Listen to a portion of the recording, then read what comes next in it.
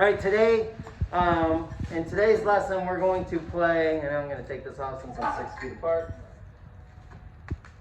We are going to play a game called Frisbee Golf. It's a classic.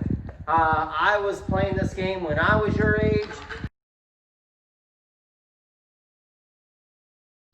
It's a game that never goes out of style, has its challenges, but is super fun to play as well.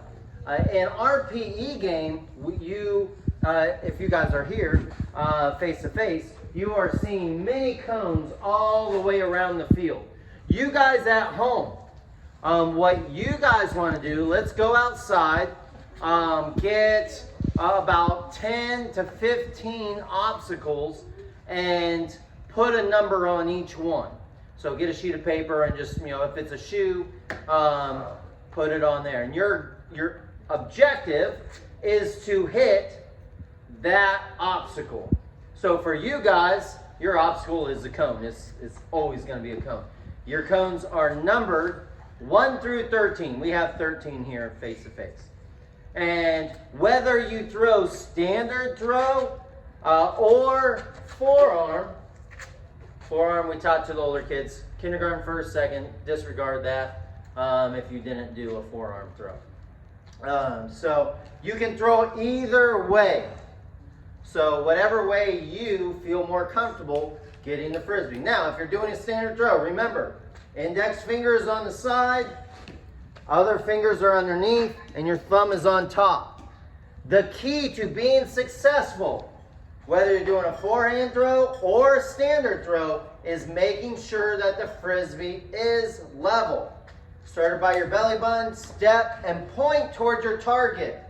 If I just try to throw it hard and I'm way out here, the Frisbee is going to go in the direction I'm pointing. So it's going to lead me in the wrong direction. Accuracy is more important than power. So make sure that you're pointing to your target as soon as you release the Frisbee. Keeping it level. That's the biggest challenge I've seen with the students in any grade, is keeping it flat. If it's flat, it goes straight. If I'm tilting it where my left side of the Frisbee is lower, after I release it, it's going to go a little bit, but then it's going to curve big time to the left because the left side was lower. If I'm throwing it like this and my right side is lower, it's just the opposite. It's going to go a little bit, but then shortly after that, it's going to curve to the right, and then get off course. So that's why it's important to keep the Frisbee flat when you're releasing it. So you guys at home, get 10 objects.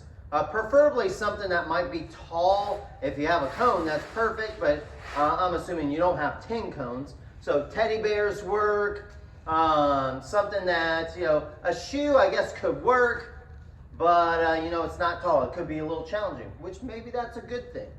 So get them and put them in different spots around your yard, and then you guys are gonna have one throwing spot. So maybe your throwing spot is right by your back door. And then, okay, I'm at number 1, I'm gonna throw to number 1. How many throws does it take me to get to number 1? You want the lowest. In golf, you want the lowest amount of hits. And then after you hit number 1, go back to your throw spot, which is maybe by your back door, wherever you decide is your throw spot, and then throw to number 2. After you hit that object, come back to your throw spot, then throw to object number 3. So you want the lowest amount of score, the lowest amount of hits, and let's see, because remember, a lot of people get confused about that. They think, oh wait, don't I want a high score? A lot of sports, you want high scores, but if I am throwing to object number 1 and it takes me 3 throws to get to object number 1, and then somebody else it takes 8 throws, who is more skilled?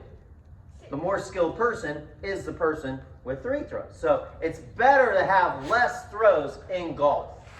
So just add up your score. Every time you throw, you get another point. And again, you want the lowest amount of points total out of all your all of your objects. So do it. Let's have some fun. I'll show you a little video of these guys doing the lesson. All right, in this case, you can see students. They're starting at the throw line, and we have a cone on the bottom of the playground. Oh, my fingers are in the way. So they're now throwing and trying to hit that number 5 cone. So how many throws can it take them to get that?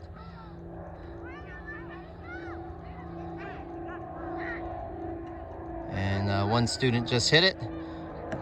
So now she goes on to the next object. Another student just hit it. And boom. All right, here we got another object. They're going to another cone. So they're at their throw line. And they're going to a different location, which is much further than the other group.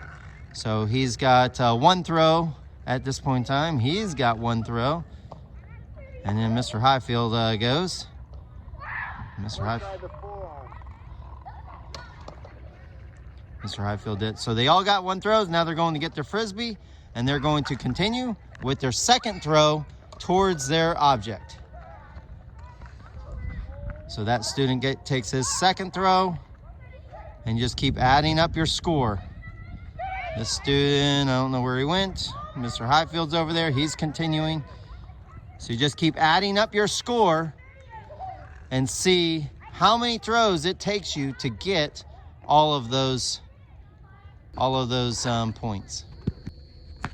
All right, so what you see here is I'm writing down my score as I threw the Frisbee to the object. My objects were just cones that I had here, but again, it does not matter what you use as your object that you're trying to get, and your object should be different places around your yard, or in playground area, wherever you decide to use. But you can see that I had 13, so 13 objects. I numbered them 1 through 13. So number 1, I got 3 throws before I hit the object, so I wrote down 3.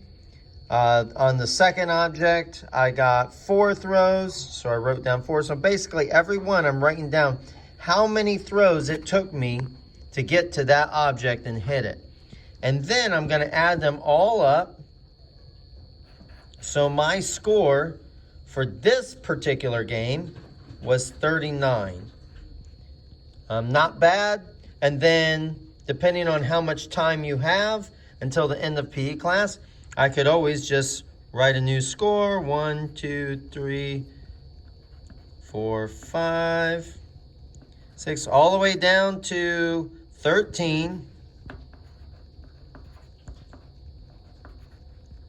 And then just set myself up to play another game and try to beat that 39 score. So, of course, I have not played this game yet, but I'm going to go out and play this game now, and let's see if I can beat the 39. Good luck, guys. May the force be with you. That's amazing, Mr. Wilmot.